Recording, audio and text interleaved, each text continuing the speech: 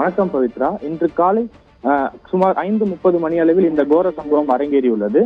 மீஞ்சூர் வெளிவட்ட சாலையில் ஆற்காட்டில் தலைமையிடமாக கொண்டு செயல்பட்டு வரும் தனியார் நிறுவனத்தின் 2 மணல் லாரிகள் எம்சாண்டை ஏற்றிக்கொண்டு மீஞ்சூர் வண்டலூர் வெளிவட்ட சாலையில் இன்று அதிகாலை 5:30 மணி அளவில் சென்று கொண்டிருந்தது.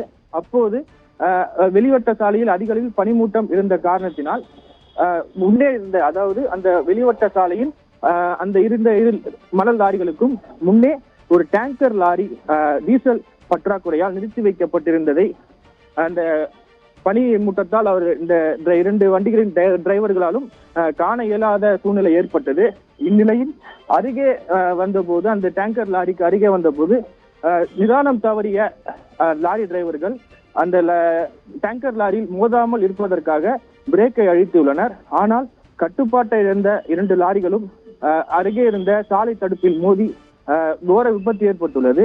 இதில் அந்த தனியார் நிறுவனத்தில் லாரியை ஓட்டி வந்த யுவராஜ் என்ற வாலிபர், 26 வயது மதிக்கத்தக்க யுவராஜ் என்ற வாலிபர் கால் துண்டானது.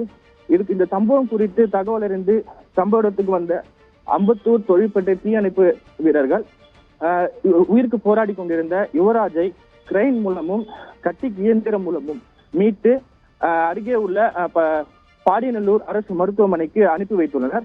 மேலும் சிறு காயங்களுடன் தவித்து வந்த ரமேஷ் என்ற ஓட்டுநரையும் அவர்கள் மீட்டு திருவள்ளூர் அரசு மருத்துவமனைக்கு அனுப்பி வைத்துள்ளனர். பவித்ரா.